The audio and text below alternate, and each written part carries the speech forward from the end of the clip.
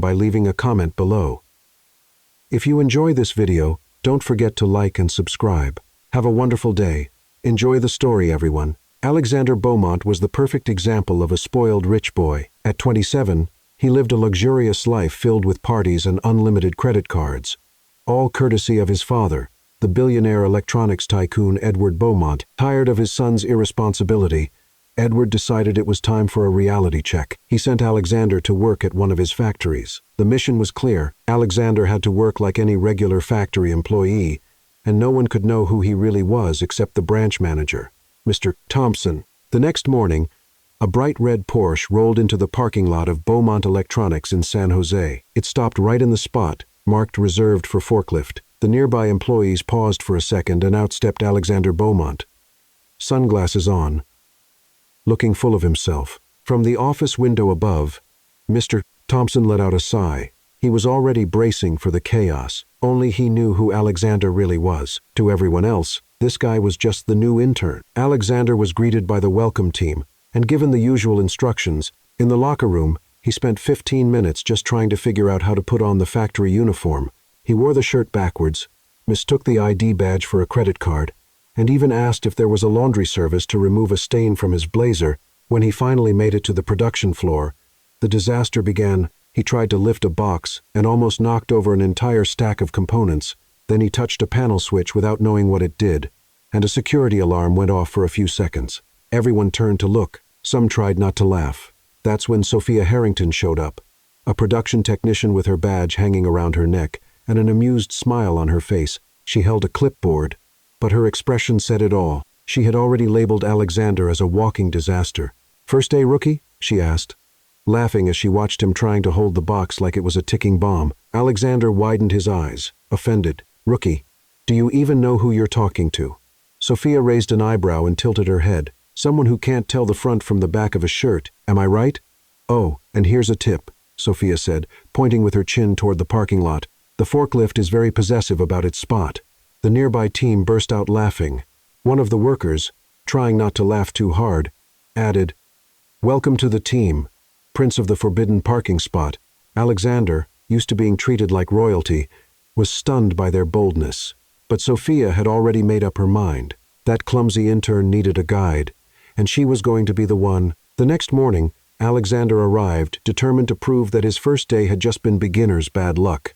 This time, he parked the Porsche in a regular spot, fixed his hair in the mirror, and walked confidently toward the factory entrance. Sophia was already waiting for him on the production floor, holding a blue folder and wearing a smile that mixed amusement with a bit of maternal discipline. "Good morning, Prince of the Forbidden Parking Spot," she greeted, waving the folder. "Sleep well in your castle." Alexander sighed, trying to keep his bored movie star look. "My name is Alexander, and yes, thank you for asking." "Oh, how polite." Sophia pretended to be amazed. "Well, Alexander, I have a surprise for you." She opened the folder and pulled out several stapled sheets. On the colorful cover, big bold letters read, "Survival Manual for Clumsy Newbies." Author, Sophia Harrington. Alexander blinked several times, speechless. "You wrote a manual for me?"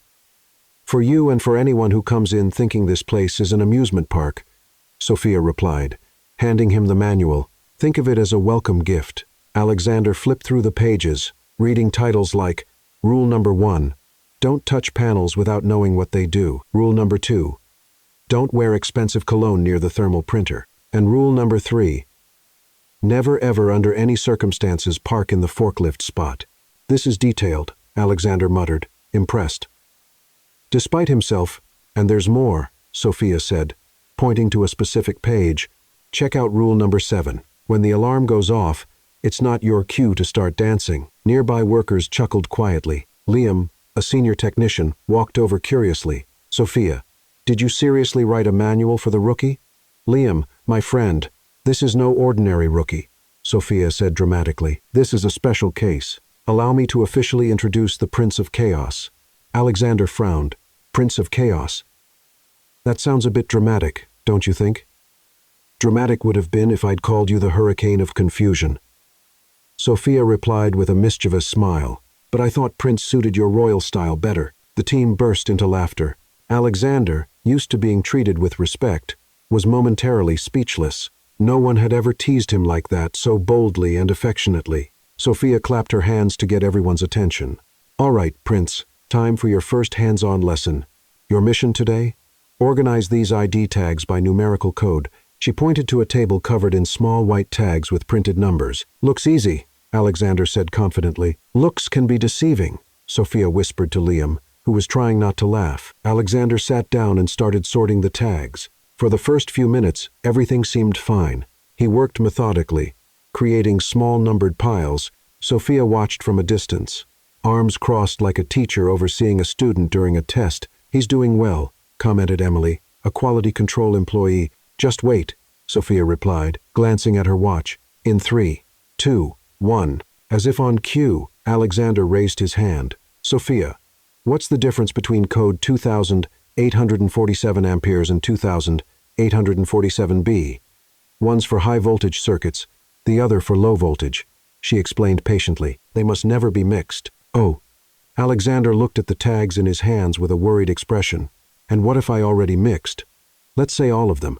Sophia closed her eyes, took a deep breath, and walked over to Alexander's table. What she found was a full-blown festival of confusion. High-voltage tags mixed with low-voltage ones, critical component codes jumbled with regular spare parts, and an entire pile of tags he had simply given up on. "Prince," Sophia said with forced calm, "you've managed to create a new category of organization. Congratulations." "Is that good or bad?" Alexander asked, genuinely concerned. "Well, let's say you invented organized chaos," Sophia replied, starting to separate the tags again. "It's almost an art form." Liam came closer and took a look at Alexander's work. "Man, how did you put 5,000-volt tags next to bike flashlight ones? Natural talent?" Alexander shrugged. The whole team burst into laughter. Sophia shook her head, but her smile was genuine. "All right, let's try something else. How about printing a few new tags to replace what we reorganized?" She led him to a thermal printer in the corner of the room. "Simple. You type the code here, choose the font here, and hit print. Easy as apple pie." Alexander nodded confidently and sat down at the computer. Sophia went back to her desk, but kept an eye on him. 15 minutes later, Alexander called her again. "Sophia, I think there's something wrong with the printer." She walked over and saw the computer screen. Alexander had selected the Comic Sans font to print industrial component tags. "Prince," Sophia said slowly, "are you planning to make factory labels look like birthday party invitations? Was Comic Sans not a valid option?" Alexander asked, confused. "I thought it would look friendly." Sophia looked at the printer, which had already produced about 50 tags in Comic Sans, all with serious electronic component codes written in a font that looked like a comic book. "Emily," Sophia called. "You have to see this." Emily came over, looked at the tags, and burst into uncontrollable laughter. "Oh my goodness. They look like lunchbox labels." Soon, several employees gathered around the printer, looking at the Comic Sans tags like they were modern art. "You've got to admit," Liam said, "they're unique."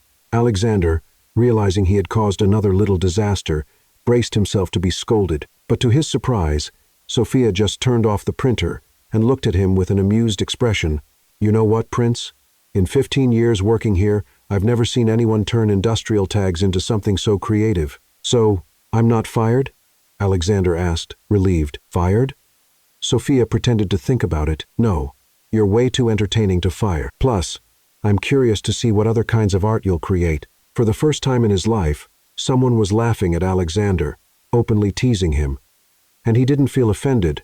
On the contrary, there was something refreshing about that honesty. Sophia didn't treat him like some untouchable prince, but like a regular person who could make mistakes, learn from them, and even be the butt of a harmless joke. "Sophia," Alexander said hesitantly, "can I try again? The labels, I mean, with a font that's more appropriate." "Of course," she answered, smiling. "But first, let's add a new rule to the manual. Rule number 15. Comic Sans is banned in industrial settings." Alexander laughed, and in that moment, something shifted. For the first time, he didn't want to impress someone with money, charm, or his last name. He just wanted to do it right, to make Sophia smile like that again.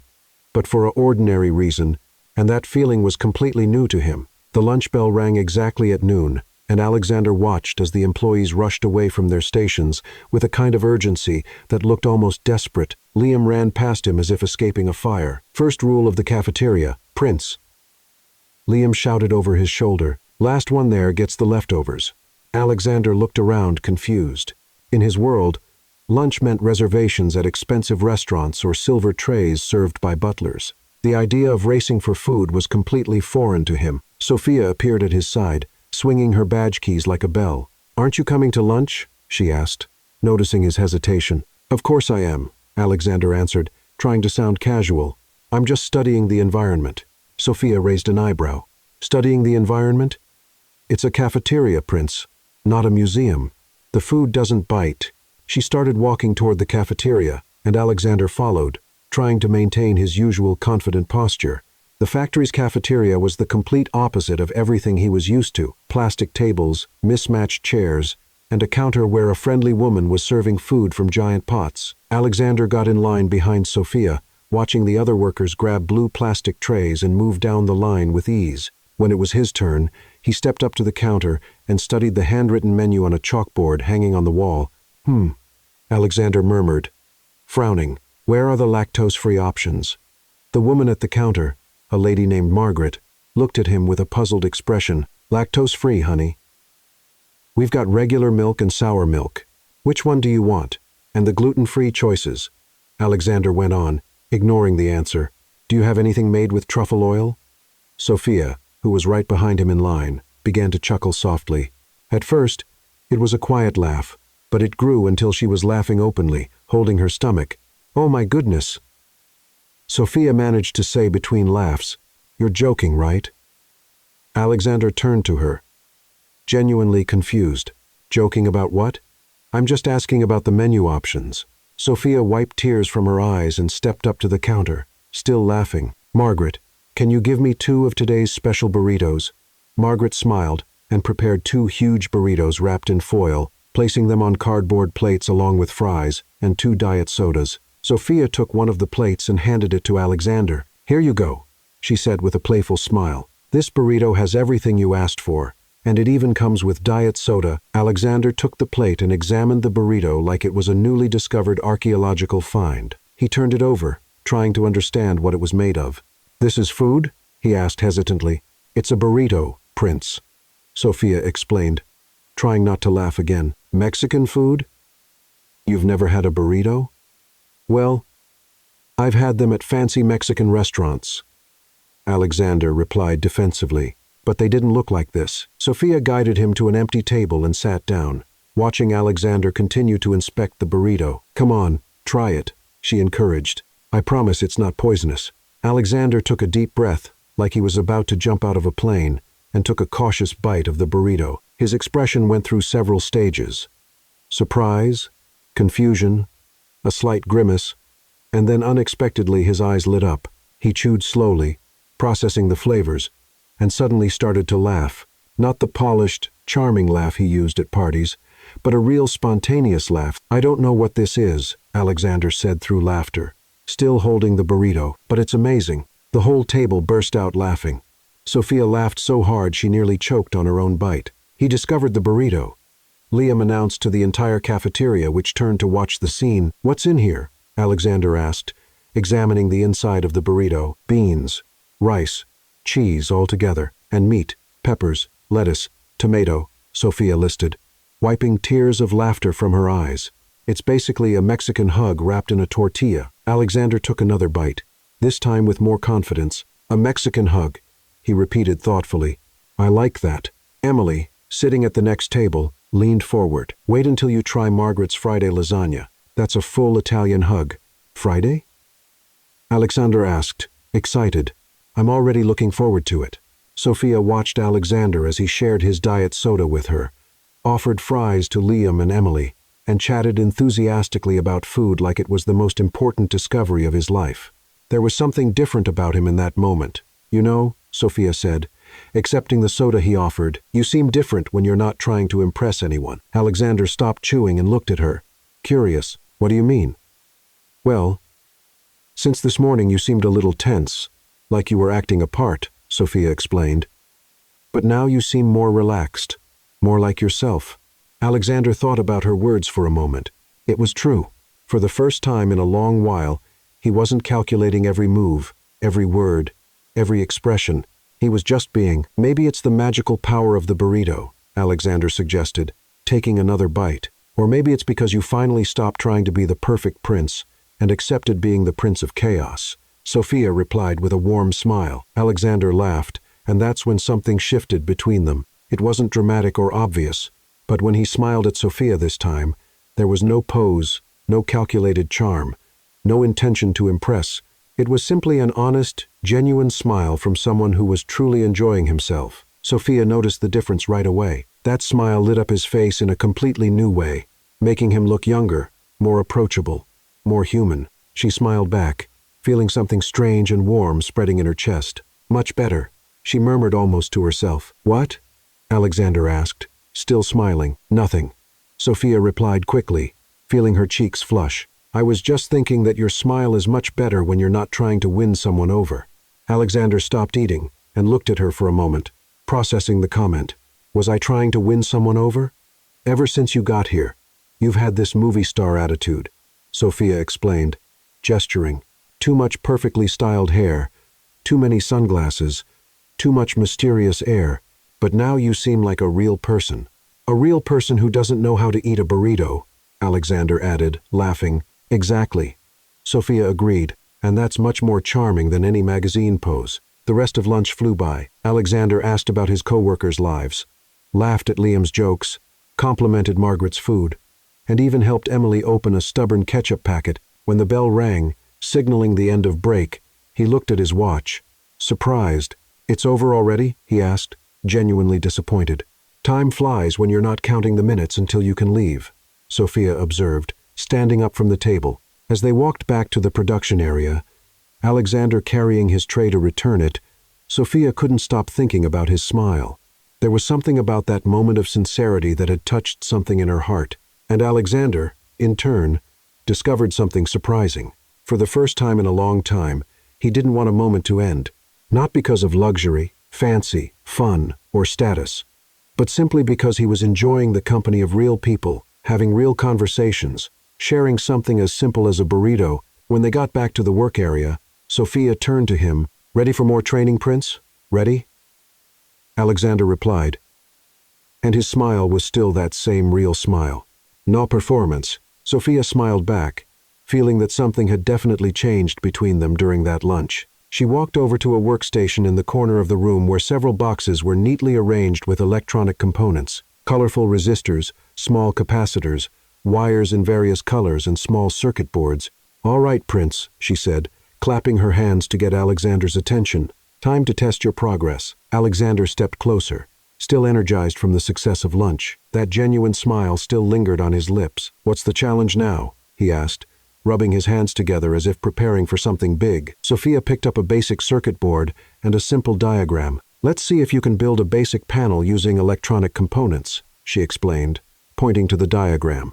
It's pretty simple. Just think of it as Legos for adults. Alexander studied the diagram, frowning with concentration. Looks easy, he said, sounding confident. Oh, but there's one important difference, Sophia added with a playful smile. If you make a mistake, it won't explode. It'll just become a meme. Liam, who was working at a nearby station, looked up, intrigued. Sophia is letting the prince handle electronics. I have to see this. Soon, several employees started gathering discreetly, pretending to tidy up their own workstations, clearly curious about what was about to happen. Sophia pulled out a chair for Alexander. Take a seat, young grasshopper. Your mission is to connect these components following this diagram, she said, pointing to the paper. Red resistor goes here, blue capacitor goes there, and the wires connect everything. Easy as apple pie. Alexander sat down and adjusted the chair like a surgeon preparing for delicate surgery, then began studying the diagram. All right, he murmured to himself. Red resistor. Here it is. He picked up a small red component and examined it from every angle as if it were a rare diamond. Sophia leaned on the table nearby, watching him with growing amusement. Prince, it's just a resistor. It won't bite. I'm being careful. Alexander replied, focused. You said it wouldn't explode, but you didn't say if it bites. Emily, who had come over to watch, began laughing softly. He's right. Sophia, you didn't say anything about biting. Alexander started connecting the first component to the board. So far, so good. The trouble began when he tried to follow the diagram for the second component. "This blue wire goes here," he muttered, placing a wire in a completely random spot. "Actually," Sophia tried to step in. "The diagram shows it goes—" "No, no," Alexander interrupted, determined. "Let me try it on my own first. I can do this." Sophia exchanged a playful look with Liam and decided to let him continue. Over the next 15 minutes, Alexander created something that defied every known law of electronics. He connected red wires where blue ones were supposed to go, placed resistors in completely random spots, and somehow managed to make a capacitor hang in the air, held only by a wire that seemed to defy gravity. "How is that capacitor floating?" asked Nathan, a young technician who had stopped to watch. "Natural talent," Alexander replied proudly. Unaware he had created a physical impossibility, Sophia stood by silently, biting her lip to keep from laughing. Alexander's panel was becoming a piece of abstract art. It was colorful, had a strange kind of symmetry that almost made sense, and absolutely no practical function. "Done," Alexander announced, standing up and admiring his creation. "How does it look?" Sophia looked at the panel, then at the diagram, then back at the panel. She blinked several times, trying to process what she was seeing. "Well," she began slowly, "you definitely created something unique." "Is it functional?"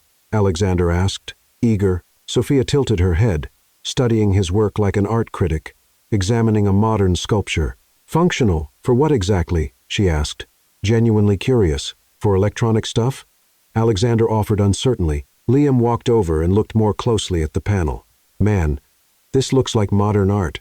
If you put this in a gallery, someone would pay $5,000 thinking it's a statement about the complexity of modern life." "Really?" Alexander asked, excited. "Really?" Emily confirmed, joining the group. "You just created the company's first interactive sculpture with no practical function." Sophia finally lost it and started laughing. It wasn't mocking, but full of fun and disbelief. "Prince," she managed to say between laughs, "in 10 years working with electronics, I've never seen someone make a capacitor defy gravity." Alexander looked at his creation and, instead of feeling embarrassed or upset, began laughing too. "I really made it float, didn't I?" he said, clearly impressed with himself.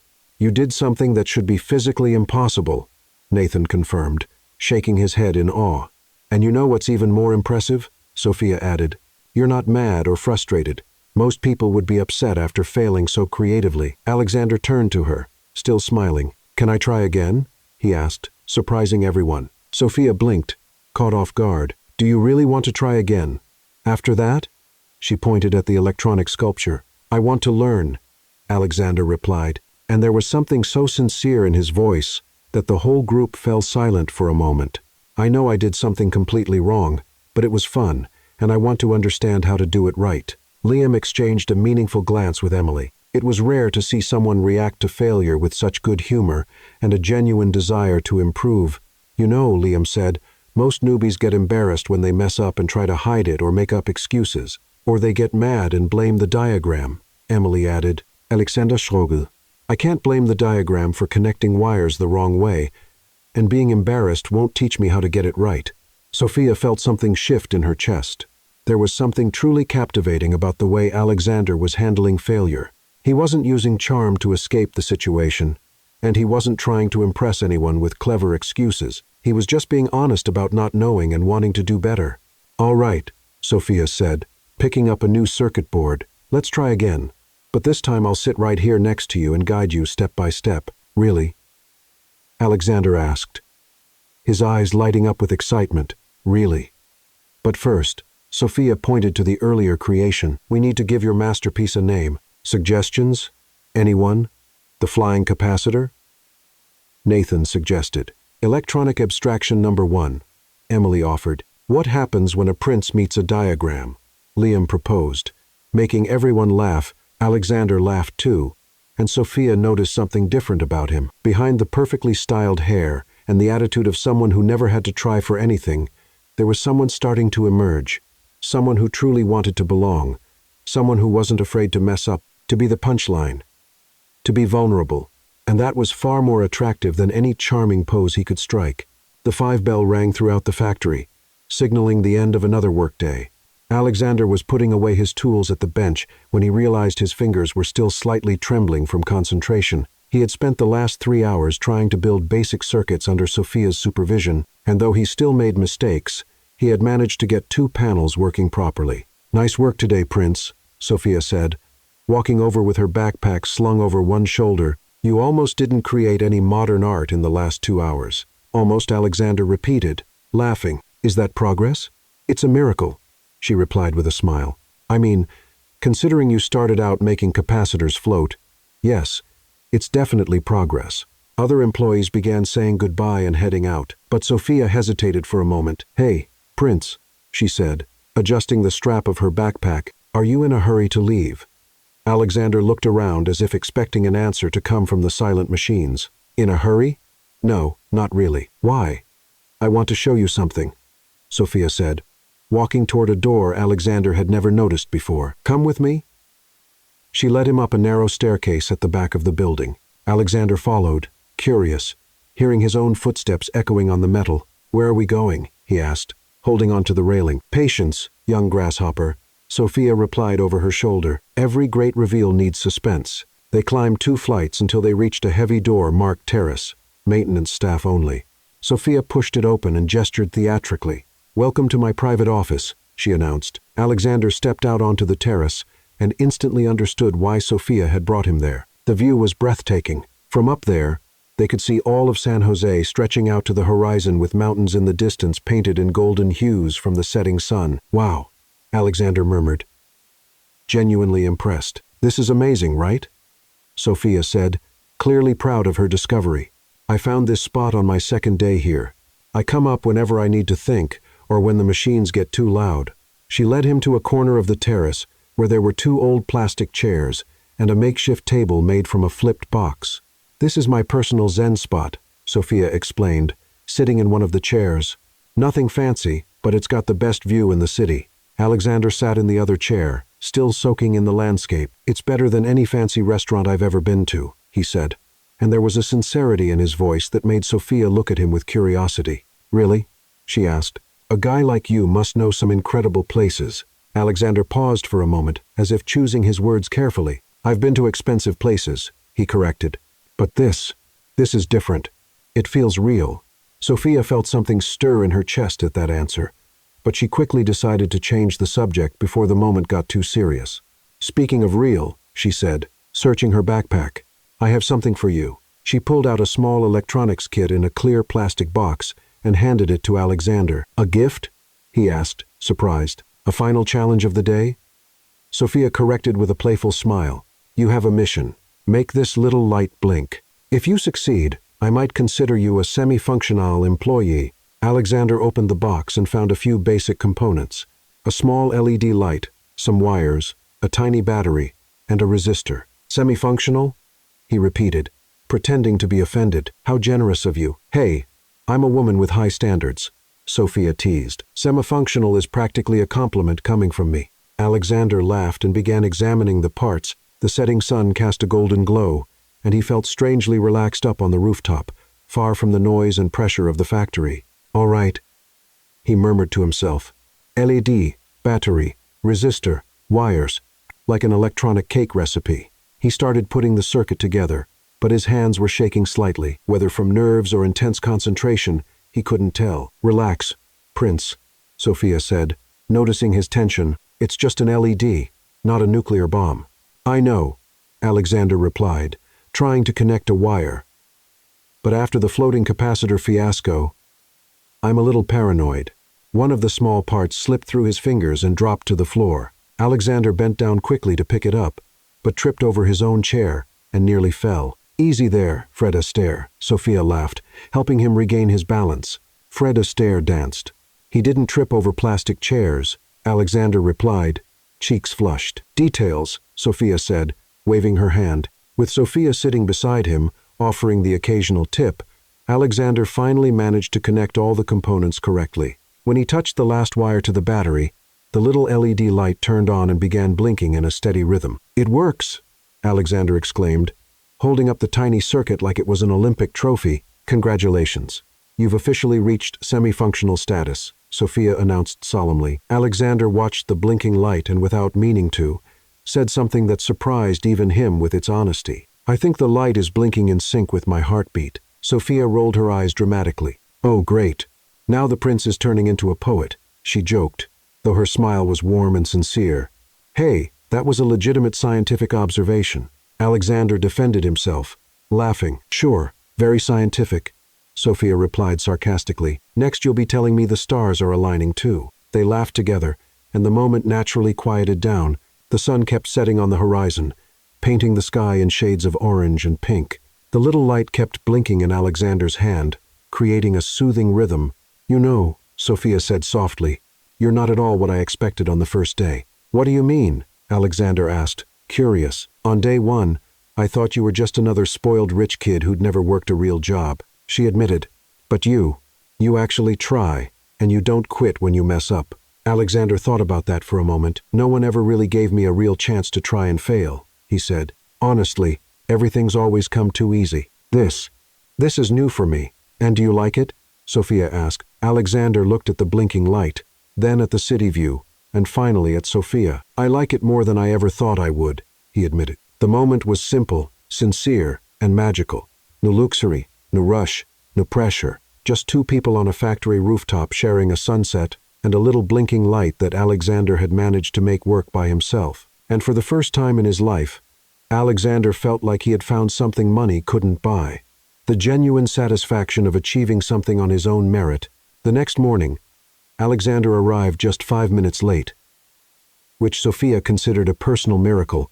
He seemed more relaxed, his shoulders less tense, and even his hair looked a little less perfect than usual. Good morning, semi-functional employee, Sophia greeted him, handing him a cup of coffee. Good morning to you too, unofficial boss, Alexander replied, accepting the coffee with a smile. As he took a sip, Sophia noticed something she hadn't picked up on in the past few days. The watch on Alexander's wrist was clearly expensive, very expensive, not something a regular intern would be wearing. Nice watch, she said, trying to sound casual. Where'd you get it? Alexander looked at his own wrist like he was seeing the watch for the first time. Oh, this? Found it on sale online, he said quickly. You know how it is. Sometimes a good deal just pops up. Sophia raised an eyebrow. That watch looked like a Rolex, and online sales on Rolexes weren't exactly common. Must have been quite the deal, she murmured. Later that morning, while they were working side by side organizing components, Liam came over with a supplier contract for Sophia to sign. Soph, can you take a look at this contract? Liam asked. It's from the new resistor supplier. Sophia took the paper and began reading, but Alexander, standing right beside her, glanced over her shoulder almost instinctively. Those payment terms aren't great, he commented casually. 30 days is standard, but they're asking for 15, and that clause about late delivery penalties seems way too soft. Sophia and Liam both looked at him surprised. How do you know about contract terms? Sophia asked. Alexander realized he had said too much and blushed slightly. Oh, I watched a few business videos online, he said, trying to sound uninterested. Just corporate reflex, you know, corporate reflex. Sophia repeated slowly. Where exactly were you working before this? Alexander hesitated just a little too long. I worked in a few different things. Nothing major. It was too vague, and Sophia noticed, but before she could press further, Alexander quickly changed the subject. What about you, Sophia? He asked. Have you always worked with electronics? Don't change the subject so obviously, Prince, Sophia said, though her tone had a smile. But yes, I've always liked understanding how things work. My dad was a mechanic, so I grew up taking everything apart. Your dad must be proud to see you working here, Alexander said with genuine curiosity in his voice. He would be, Sophia answered, her voice softer now. He passed away 3 years ago, but he always said I had golden hands for fixing anything. Alexander stopped what he was doing and looked at her sincerely. I'm sorry. He was right about your golden hands. Thank you, Sophia murmured, feeling a warm sensation spreading in her chest. The moment was interrupted by Emily, who walked over with a spreadsheet. Alexander, do you know anything about investments? She asked. I'm trying to figure out if it's worth putting money into the company retirement plan. Sophia expected Alexander to give a vague answer or ask for time to look it up, but instead he immediately began explaining portfolio diversification, index funds, and long-term planning, with a level of ease that left her speechless. But you have to consider the management fee, Alexander continued, and compare it with IRA options, usually funds with fees below 0 to 5%. Do better in the long run. Emily nodded, impressed, and walked off to think it over. Sophia kept staring at Alexander. Where exactly did you learn about investments? She asked. Internet. Alexander replied quickly. There's a lot of educational content out there nowadays. Sophia said, clearly unconvinced. And commercial contracts also from the internet? YouTube's basically a full university, Alexander joked, but avoided her eyes. As the day went on, Sophia kept noticing little things that didn't add up.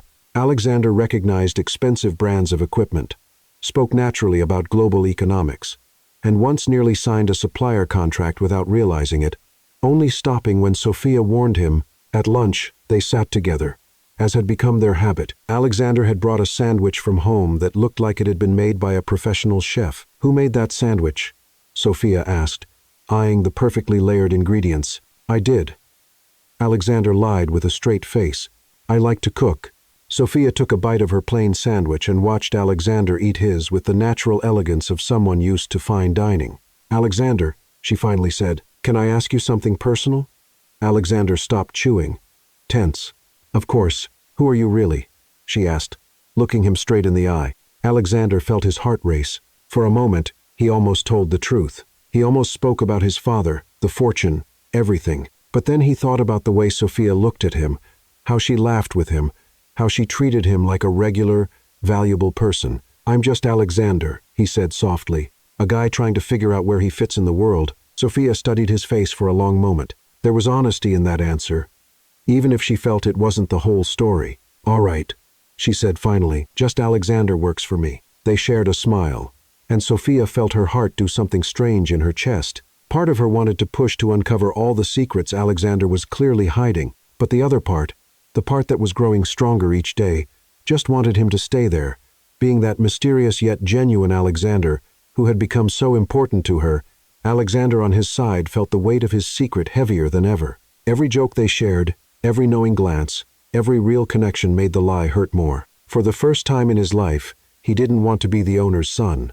He didn't want to be the millionaire heir. He just wanted to be Alexander, the semi-functional worker who made Sophia smile, and that desire was starting to hurt in a way he had never felt before. Sophia, he said softly, thank you for giving me a chance.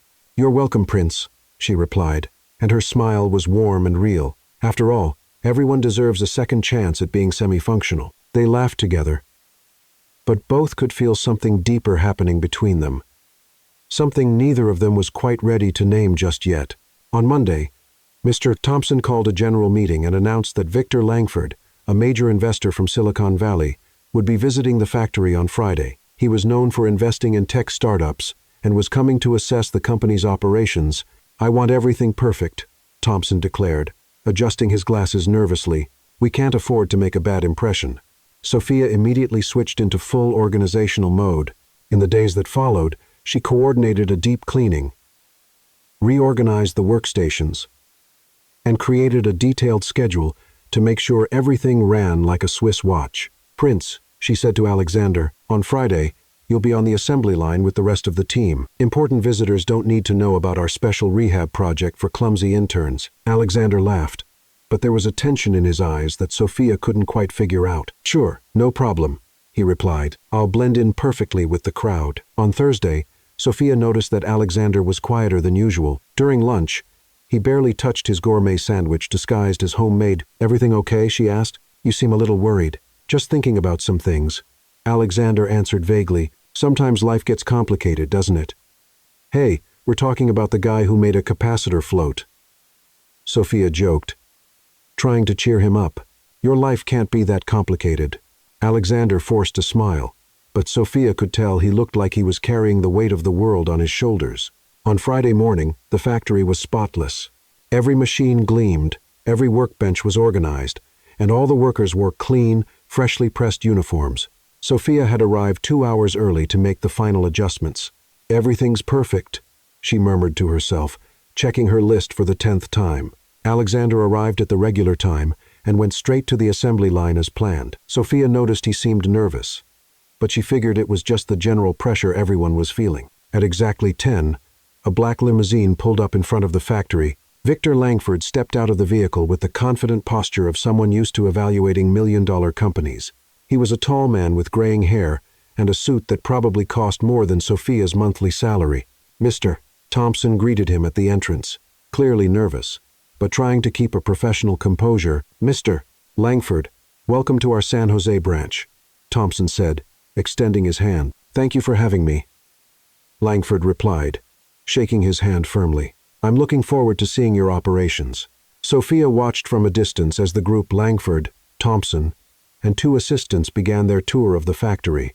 She had planned every stop, every demo, every detail, to make the best impression possible. Everything was going smoothly. Langford asked smart questions about the processes, seemed impressed with the organization, and even smiled when Liam demonstrated a new soldering technique. They were approaching the assembly area where Alexander was working when Sophia felt a strange tension in the air. Alexander, who had been focused at his station, looked up when he heard voices getting closer. That's when it happened. Victor Langford stopped abruptly when he saw Alexander. His face lit up with a genuine smile, and he walked straight toward him, completely ignoring Mr. Thompson, who was trying to guide him to another area. My goodness, Langford exclaimed, reaching out enthusiastically. Mr. Beaumont, it's an honor to see you again. The silence that followed was deafening. Every machine in the factory seemed to stop working at the same time. All the nearby workers froze, tools suspended in midair, eyes wide with surprise. Sophia blinked once, then twice, then several times in a row, as if that could change what she had just heard. Mr. Beaumont, she repeated softly, more to herself than to anyone else. Alexander went completely pale. He looked at Langford, then at Sophia, then back at Langford again, like a deer caught in headlights. Alexander began, but his voice faltered. Edward told me you were getting some work experience here, Langford continued, completely unaware of the awkwardness he had just caused. What a remarkable initiative, learning the business from the ground up, really getting to know the operations. Your father must be so proud. Liam dropped a screwdriver. The sound of metal hitting the floor echoed through the factory like a gunshot. Sophia felt like the world had stopped spinning. All the pieces of the puzzle began to come together with painful clarity. The expensive watch, his knowledge of investments, the contracts, how confident he was with business matters, the gourmet sandwiches, the way he talked about corporate life. Beaumont, she whispered, and suddenly the company name on the factory entrance took on a whole new meaning. She had imagined Alexander could be many things, but never the owner's son. Mr. Thompson tried to step in, clearly panicking. Mr. Langford, perhaps we should continue the tour. But Langford was in his element, excited to have run into Alexander. No, this is perfect, he said, clapping his hands, seeing the future CEO working side by side with the employees. What a brilliant leadership strategy. Sophia felt her knees go weak. CEO, future CEO. The words echoed in her mind like a funeral bell. Alexander finally found his voice, but it came out as a rough whisper. Mr. Langford, maybe this isn't the best moment. Nonsense, Langford interrupted. I'm truly impressed by your dedication. Edward always said you had potential, but seeing you here actually working, that's real leadership. Sophia looked around and saw that all the workers were staring back and forth between Alexander and herself, as if watching a movie in slow motion. Emily's mouth was hanging open. Nathan was shaking his head slowly. Liam looked like he was trying to solve an impossible math problem. The realization hit Sophia like a ton of bricks. The clumsy intern she had trained, teased, taught how to eat a burrito, called Prince of Chaos, was literally a prince. The prince of the entire place. She didn't know whether to laugh at the cosmic irony of the situation, cry from the embarrassment of having treated the future owner of the company like a lost child, or scream from the anger of being so completely fooled. Sophia, Alexander said softly, taking a step toward her. She looked at him, and in that moment, everything they had shared over the past few weeks took on a new and painful meaning. Every laugh, every moment on the terrace, every honest conversation had been built on a lie. You, she said, her voice trembling between shock and something that could have been either anger or hurt. I can explain, Alexander said quickly. Sophia slowly shook her head, still trying to process the weight of the revelation. The owner's son, she murmured. The future CEO, the The Prince of Chaos is an actual prince. And with that realization, Sophia felt like the ground had vanished beneath her feet. For a moment that felt like forever, Sophia stood there, staring at Alexander like he was a complete stranger. The noise of the factory had gradually returned, but there was a tension in the air that everyone could feel. Sophia, Alexander tried again, taking another step toward her.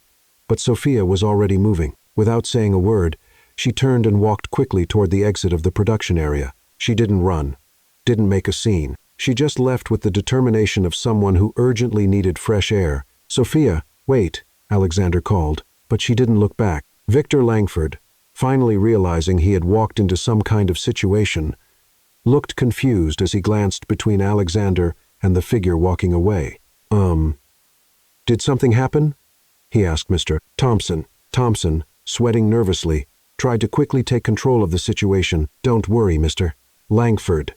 Let's continue the tour over here," he said, steering the investor away from the commotion. Alexander tried to follow Sophia, but Liam quietly stepped in his way. "Man, maybe give her a little space," Liam suggested softly. "But I need to explain," Alexander protested. "Explain what?"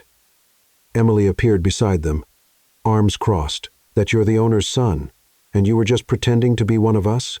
"That's not how it was," Alexander said, defending himself. "No."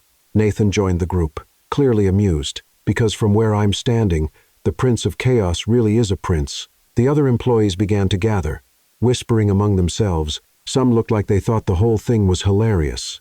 Others clearly felt betrayed or confused. "He fooled us," murmured a woman from quality control. "Honestly, it's kind of genius," said another. "The future CEO actually learning how the factory works.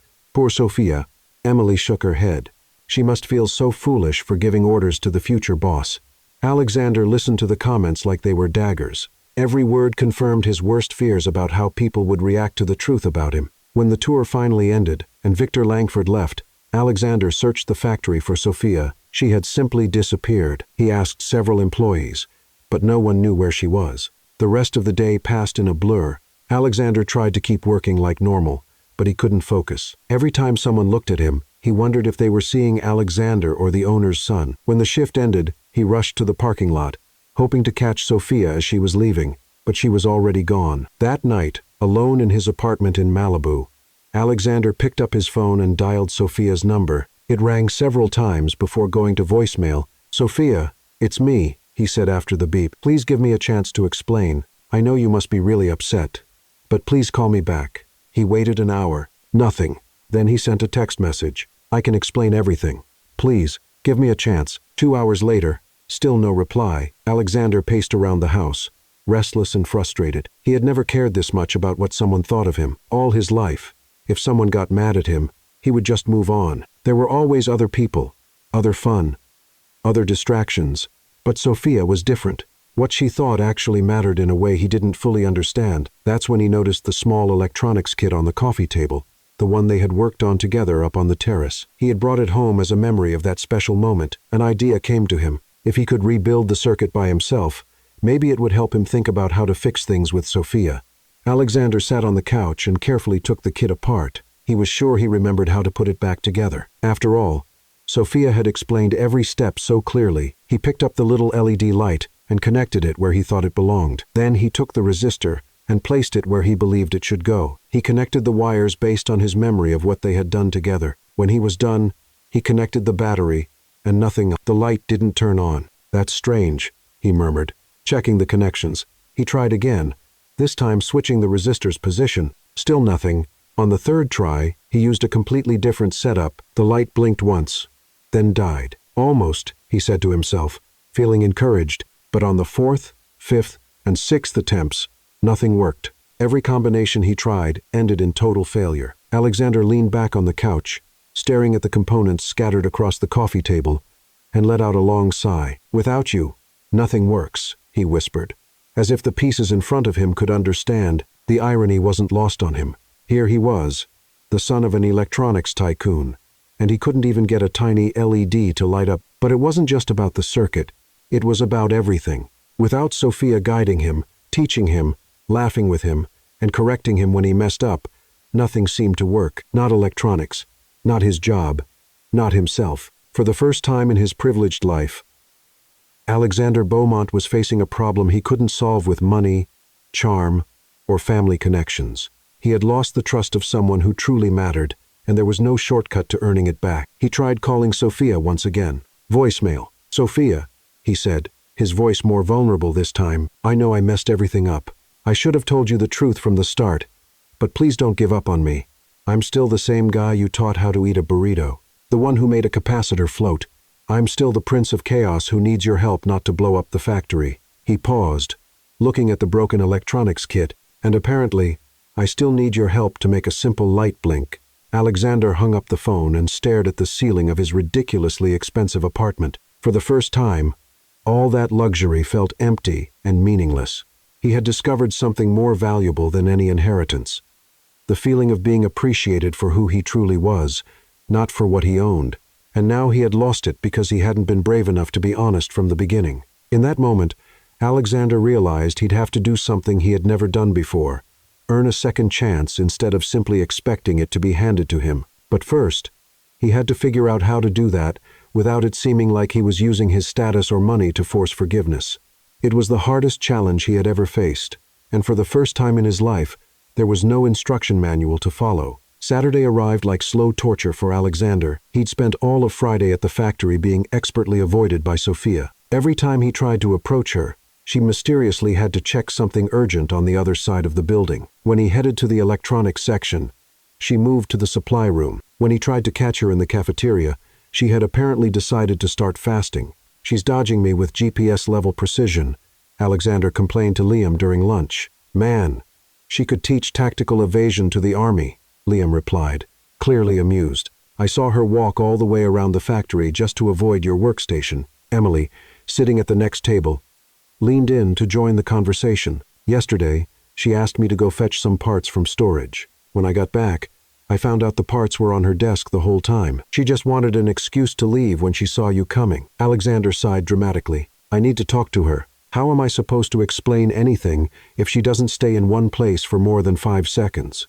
"Maybe you should try a different approach," Nathan suggested. "Like, find out where she goes after work." Alexander looked like he was giving that some thought. "Wouldn't that be a little stalkerish?" "Not if your intentions are honest and romantic," Emily offered. "Then it's more like a romantic ambush." "A romantic ambush?" Alexander repeated, thinking, "That sounds better than stalker." Liam laughed.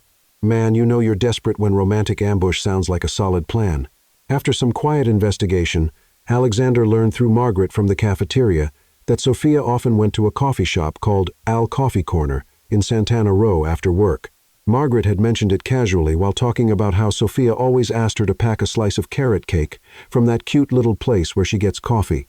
On Saturday afternoon, Alexander parked his car across the street and watched the cafe like a private detective. He felt a bit ridiculous, but his determination to talk to her outweighed the embarrassment. At 4:30, he saw her walk into the cafe. She was wearing jeans and a casual top, her hair down, and she looked more relaxed than she had in days at the factory. Alexander took a deep breath, checked his reflection in the rearview mirror, and decided this was it. He crossed the street with determination, but the moment he opened the cafe door, his nerves got the better of him. He walked in too fast, didn't notice a customer coming out carrying a tray with 4 coffees, and nearly caused a slow-motion collision. "Watch out!" the man yelled, trying to juggle the tray. "Sorry, I'm so sorry." Alexander apologized over and over, trying to steady the drinks. "Is everything okay? Did anything spill?" The little incident had already caught the attention of half the cafe. People were watching with that curious look you give when unexpected entertainment walks in. Sophia, sitting at a table in the corner, looked up from her book and immediately rolled her eyes when she saw Alexander. "Oh no," she muttered to herself. Alexander, finally free from the tray-carrying man, looked around for Sophia and spotted her. He walked toward her with the grace of someone who had just been part of an awkward scene. "Sophia," he said, as he reached her table. "Alexander," she replied coldly, closing her book and crossing her arms. "What an amazing coincidence to run into you here." "Okay, it wasn't a coincidence," he admitted, noticing that several people were still watching. "I needed to talk to you here in front of everyone." Sophia gestured discreetly toward the nearby tables where customers were pretending not to listen, but clearly catching every word. "I tried to talk to you at the factory, but you..." Alexander made a gesture like someone running. You ran away from me all day. I didn't run, Sophia protested. I was busy avoiding eye contact. Alexander countered. An older woman at the next table whispered something to her husband, who immediately turned his head to get a better look at the conversation. Alexander realized he had an audience and figured if he was going to make a scene, he might as well be honest about it. Sophia, he began, his voice growing more serious.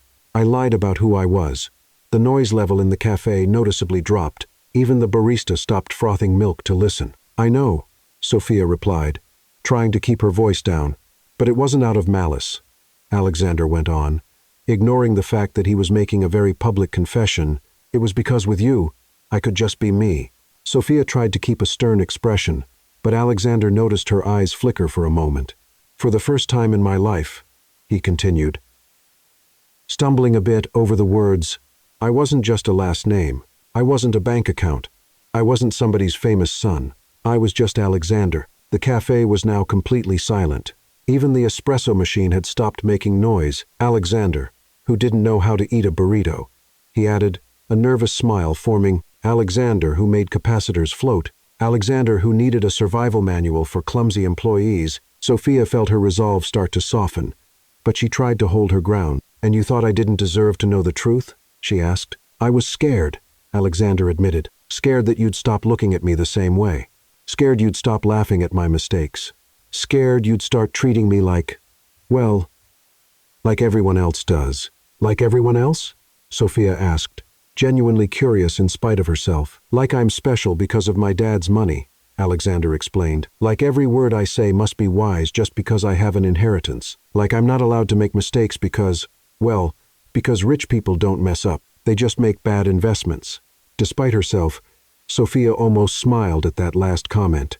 The lady at the next table whispered loudly to her husband, this is better than those afternoon soap operas. Alexander heard the remark and glanced around, realizing there were at least 10 people listening to every word. Maybe we should...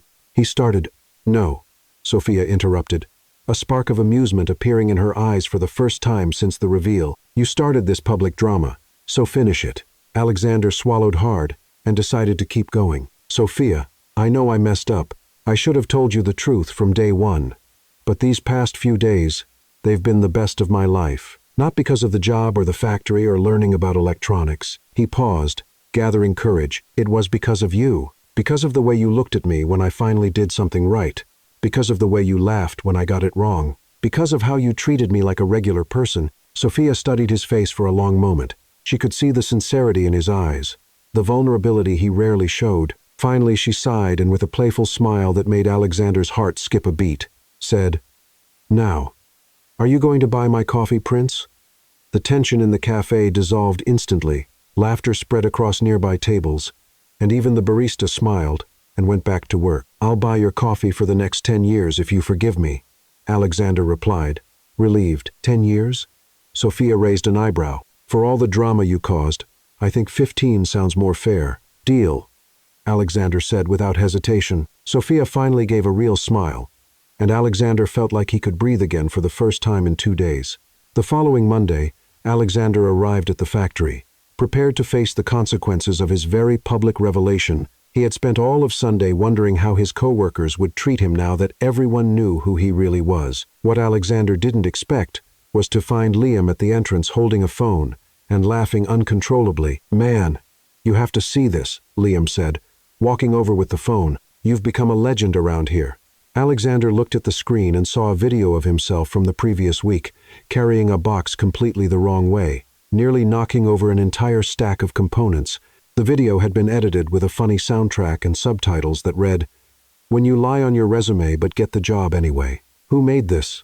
Alexander asked, surprised. Nathan, Liam replied, still laughing. He's got a talent for editing. Just wait until you see the others. Others?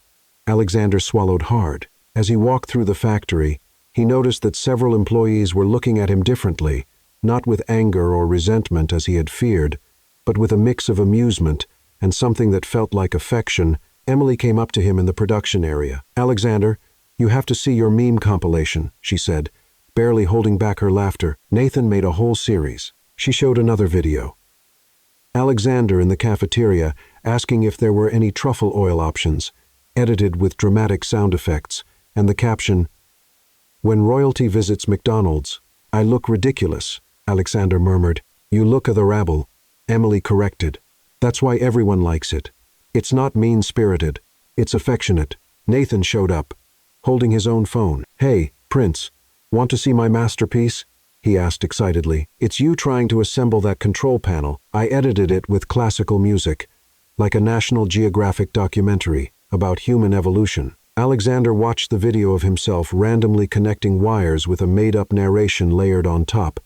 Here we see the young prince in his natural habitat attempting to master the ancient art of basic electronics. To his own surprise, Alexander started laughing. "This is actually really funny," he admitted. "Right?" Nathan said proudly. "And the best part is, you're not mad. Most bosses would be furious if they became a meme." "Well, technically I'm not anybody's boss yet," Alexander pointed out. "And besides, you're right. I really was ridiculous." Sophia approached the group with a smile. Alexander couldn't quite read. "Good morning, internet celebrity," she said. "I saw you've become a star on our internal social media." "Sophia," Alexander said, still unsure where they stood after the conversation at the cafe. "About yesterday." "Yesterday, you bought me coffee and carrot cake," Sophia interrupted. "We're even for now." Alexander smiled, relieved. Her tone was much lighter than it had been in recent days. "Good, because I need your help with a project." "Project?" Sophia raised an eyebrow. "What kind of project?" "It's a surprise," Alexander said, trying to sound mysterious. "Do you trust me?" Sophia pretended to think deeply. "Considering your track record with electronics? Not exactly, but I'm curious enough to supervise and make sure you don't electrocute anyone." Throughout the morning, Alexander secretly worked on a special electronic panel with Sophia watching his every move. "What exactly are you trying to do?" she asked, seeing him connect LEDs in a specific pattern. "You'll see," Alexander replied. "Focused, just tell me if I'm connecting the right wires to the right places. That blue wire should go there," Sophia pointed out, "and make sure the resistor is in the right spot or it'll burn everything." It took nearly 2 hours, but Alexander finally finished his secret project. It was a panel with several LEDs connected in a way that, when turned on, would form words. "Done," he said, breathing heavily. "Now, can you flip that switch over there?" Sophia looked at the panel suspiciously. "If this explodes, you're doing my laundry for a month," she warned. "Deal," Alexander agreed. When Sophia flipped the switch, the LEDs lit up in sequence, forming the words, "Will you be my girlfriend?" The entire factory seemed to stop. Workers from all over started gathering to see what was going on. Liam whistled, impressed. "Man, this is better than any romantic movie I've ever seen," he said. Sophia turned bright red, but she couldn't hide the smile spreading across her face. "Seriously?" she asked. "You're asking me out with an electronic panel?" "Well," Alexander said, nervous. "You always said I needed to learn how to make things actually work. This one works, right?" Sophia looked at the panel, then at Alexander, then at the whole team gathered around them, clearly waiting for her answer. "You realize that if I say no, you'll be the guy who got turned down in front of an electronic panel, right?" she said, trying to keep a serious tone. "I realize that," Alexander replied, "but I thought it was worth the risk." Nathan raised his phone. "This is definitely going to become a meme," he muttered.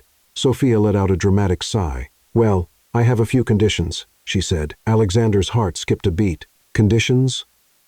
"First, you'll keep being my intern until I decide you've graduated from the clumsy employee rehab program." "Agreed," Alexander said quickly. "Second, no special treatment just because you're the owner's son. If you mess up, I'll correct you in front of everyone, just like I always have." "Agreed," Alexander repeated. "Third, you'll teach me how to make that gourmet sandwich you bring every day, because there's no way you're making that yourself." Alexander laughed. "Deal. Any other conditions?" Sophia pretended to think for a moment, clearly enjoying the suspense she was creating. "Just one more," she said, taking a step closer to Alexander. "You have to promise you'll never lie about who you are again, because I like the real Alexander, electronic flaws and all." "I promise," Alexander said, his voice turning more serious. Sophia smiled, and without warning gave him a quick but meaningful kiss. "Accepted," she said, "but you're still my intern, and you still have a lot to learn." The whole factory burst into applause and whistles.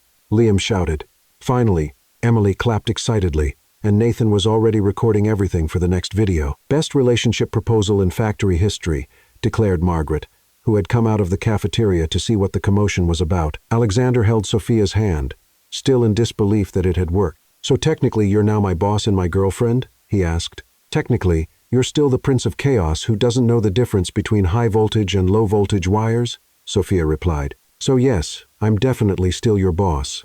The team laughed, and Alexander realized that for the first time in his life, he was exactly where he wanted to be. Surrounded by people who liked him for who he was, not for what he had, with a girlfriend who wasn't afraid to put him in his place, and with a future he'd have to build with his own hands. It was both scary and exciting, and definitely better than any life of luxury and privilege he had lived before. 2 weeks after the electronic proposal, life at the factory had settled into a new routine. Alexander and Sophia worked side by side with her supervising his progress, while he showed a level of dedication that surprised everyone, including himself. On Thursday morning, Alexander was focused on assembling a complex control panel, when Sophia walked up with a concerned look on her face. "Prince," she said, "we have a situation. Mr. Thompson just told me your father is on his way right now." Alexander almost dropped the resistor he was holding. "My dad here?" "He didn't say anything about coming. Apparently, he wanted to make a surprise visit," Sophia explained. "Thompson's in total panic. He wants you to act like the owner's son." Alexander looked at the half-finished panel in front of him, then back at Sophia. "What if I don't want to?" he asked. "What do you mean?" Sophia frowned. "What if I want him to see me exactly like this? Working, learning, being this?" Alexander gestured to himself, wearing the factory uniform with a small solder stain on his shirt. Sophia studied his face for a moment. "Are you sure? Because your father's probably expecting to find you in some executive office, not assembling electronic panels." "I'm sure," Alexander replied, going back to his work. "If he wants to see me, he's going to see who I really am now." 15 minutes later, Edward Beaumont walked into the factory, with the commanding presence of a man who had built an empire. He was tall, with neatly combed gray hair, and a suit that probably cost more than a new car. "Mr. Thompson followed him, clearly nervous, trying to guide him toward the offices. "Mr. Beaumont, if you'd like to go up to my office, I can call Alexander to join us," Thompson suggested. "Actually," Edward said, stopping and looking around the production area, "I'd like to see how the operations work first. Where's my son?" Thompson discreetly pointed to where Alexander was working. Focused on his panel with Sophia beside him, offering guidance, Edward watched for a moment, clearly surprised. He had expected to find Alexander in some office delegating tasks, or at worst pretending to work. He hadn't expected to see him truly focused on a technical task. Slightly sweating from concentration. "Interesting," Edward murmured, walking toward them. Alexander noticed him approaching and looked up. When he saw his father, his first reaction was tension, but he quickly forced himself to stay calm. "Hi, Dad," he said simply without stopping what he was doing. "Alexander," Edward replied, observing the scene. "May I ask what you're doing?" "Building a control panel for Line 3, Alexander explained. "Showing the project, Sophia's teaching me about integrated safety circuits." Edward looked at Sophia, who remained professional but clearly protective of Alexander. "And you are?" Edward asked. "Sophia Harrington, production technician," she answered, extending her hand. "An unofficial supervisor of your son." "Supervisor?" Edward raised an eyebrow. "Someone has to make sure he doesn't electrocute anyone," Sophia said with a smile. "He's improved a lot, but he still needs constant supervision." Liam, working at the bench nearby, couldn't resist. "You should have seen him on the first day, Mr. Beaumont. He almost took down half the factory trying to carry a box." "Liam," Alexander protested, though he was smiling. "It's true," Emily joined in. "And you should see the videos Nathan took." Alexander became our official meme. Edward watched the interactions with growing surprise. There was something natural, a genuine sense of camaraderie between his son and the employees that he had never seen before. "Alexander," Edward said, "can I speak with you in private?"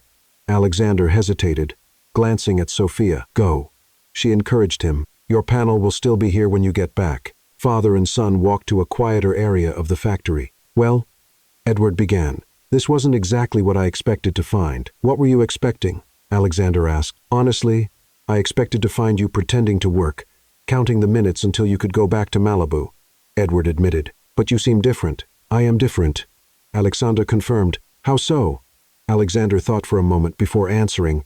For the first time in my life, I wake up in the morning knowing I have something important to do. Something only I can do, because I've learned how to do it. Edward looked at his son's face, noticing a maturity that hadn't been there before. And you want to stay here? I do. Alexander answered without hesitation. I know this wasn't the original plan, but Dad, I like who I've become here. I like working with my hands, solving real problems, being part of a real team. And the young lady, Sophia? Edward asked with a knowing smile. Alexander blushed slightly. She's special, but it's not just because of her. It's everything. He gestured toward the factory. For the first time, I feel like I've earned what I have because I worked for it. Edward stayed quiet for a long moment, taking in his son's words. You know you're still my heir, right? He finally said. One day, all of this will be yours anyway. I know, Alexander replied, but when that day comes, I want to be ready. I want to truly understand the business, not just the numbers on a spreadsheet. Edward smiled, and it was a genuine smile of pride. I'm impressed, he admitted, and proud, very proud. They returned to the production area where Sophia was still working on Alexander's panel. Sophia, Edward said to her, may I have a word? Sophia looked nervously at Alexander, who gave her an encouraging nod. Of course, Mr. Beaumont, I'd like to thank you, Edward said plainly. Thank me? Sophia looked confused, for seeing potential in my son when he couldn't see it himself, for being patient with him, for helping him become this. He gestured toward Alexander, who is now back to work with renewed energy. Sophia smiled. He did all the hard work. Mr. Beaumont, I just guided the process a little. Well, Edward said, I'd like to talk with you about a promotion. This company needs people like you in leadership roles. Sophia blinked, surprised. A promotion? Talent Development Supervisor, Edward explained with a special focus on mentorship and onboarding programs. Interested? Sophia looked at Alexander, who was beaming with happiness for her. Very interested, she replied. That afternoon, as Edward got ready to leave, he pulled Alexander aside for one last conversation. Son, he said, I'm proud of the person you've become, and that Sophia, she's special, she's amazing. Alexander agreed. She helped me figure out who I really am. Then don't let her get away, Edward advised with a smile. And keep working hard. The world needs more leaders who understand the value of honest work. As he watched his father leave, Alexander felt a deep sense of fulfillment. He had found not only love, but purpose. And for the first time in his life, he was genuinely looking forward to whatever the future held. 6 months had passed since Alexander began his journey at the factory. What started as a punishment from his father had turned out to be the best decision of his life. He and Sophia worked side by side every day. She in her new role as Talent Development Supervisor, and he learning every aspect of the business with a level of dedication that surprised everyone. On Friday, the workday had ended, and Sophia was gathering her materials when her phone buzzed with a message from Alexander. Meet me on the rooftop. Urgent. It's a matter of life or death. Or coffee. Sophia raised an eyebrow, intrigued. Alexander had left the factory 15 minutes earlier, saying he forgot something in his car. Curious and slightly concerned, she climbed the stairs to the rooftop that had become their special spot. When she opened the door, she was completely speechless. The sunset painted the sky in golden and rosy shades, casting a magical light over the whole scene. There were small electric candles scattered on the rooftop floor, twinkling lights strung along the railing, and a makeshift electronic sign behind Alexander spelling out a message in glowing LEDs. Sophia read the message and immediately burst out laughing. Are you asking me to marry you or to hunt me down, Prince? She said, pointing to the sign that read, Will you marry me? Except marry was misspelled with a flickering letter. Alexander, already down on one knee in a clearly rehearsed pose, turned bright red and glanced behind him, realizing the mistake. Oh no, he muttered, trying to get up and fix the sign without ruining the romantic setup. In his panic, he almost dropped the little velvet box in his hands.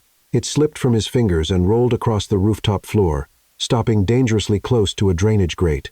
No, no, no. Alexander dove to the ground to catch the box before it vanished, crawling across the floor in the least graceful way possible. Sophia was laughing so hard she had tears in her eyes. Alexander, breathe, she said between laughs. The box isn't going to run away. Alexander finally retrieved the box and stood up, his hair a complete mess and a dust mark on his shirt. I wanted it to be perfect, he said, trying to fix his hair with one hand while holding the box with the other. But I guess with me, it only works if it's chaotically perfect. Sophia stepped closer and gently smoothed his hair. Chaotically perfect is exactly how I like it, she said, smiling warmly. Alexander took a deep breath, knelt down again, this time ignoring the broken sign, and opened the box. The ring was simple and elegant, not flashy or extravagant. But there was something special about it. Sophia picked it up to get a closer look and saw a small engraving on the inside, Prince of Chaos and Queen of Patience. "You're unbelievable," she whispered, tears forming in her eyes. "Unbelievably lucky if you say yes," Alexander replied, his voice trembling slightly. "Sophia Harrington, will you be the one to fix my daily short circuits for the rest of our lives?"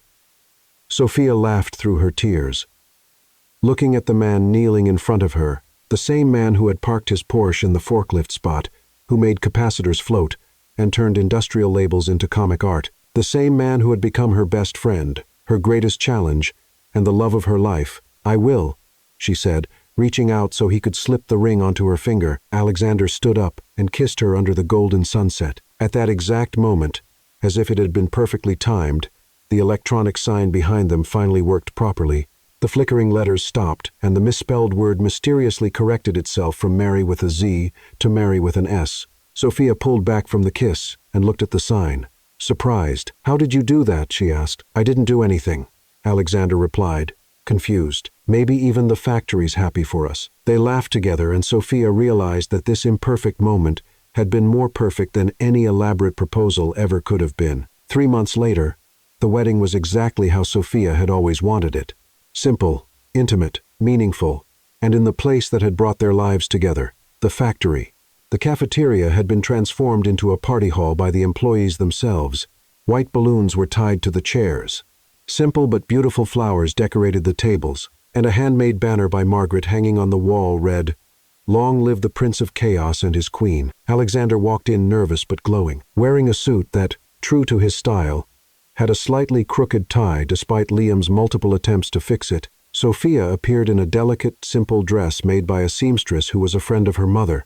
She looked absolutely radiant, proving she didn't need luxury to be the most beautiful bride in the world. Liam served as best man, and Emily was the maid of honor. Nathan, of course, was the official videographer, promising to create the most romantic wedding meme in history.